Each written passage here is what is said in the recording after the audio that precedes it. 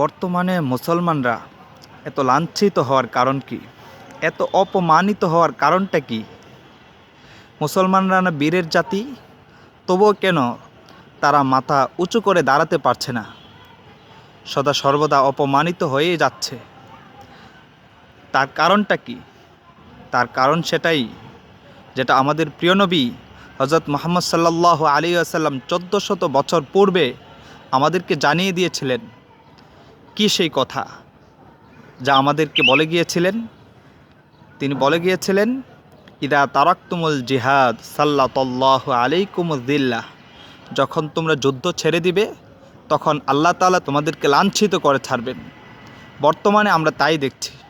আজকে আমরা লাঞ্ছিত হওয়ার একটাই কারণ, আর কোনো কারণ নেই। লাঞ্ছিত হওয়ার একটাই কারণ, সেটি হলো আজকে আমরা আমাদের মূল হাতল ছেড়ে দিয়েছি, যুদ্ধ ছেড়ে দিয়েছি। সেজন্যই আজকে আমরা এভাবে লাঞ্ছিত হচ্ছি আর অপমানিত হচ্ছি। তাই এখনও সময় আছে, আমাদের যুদ্ধের দিকে ফিরে আসতে হবে।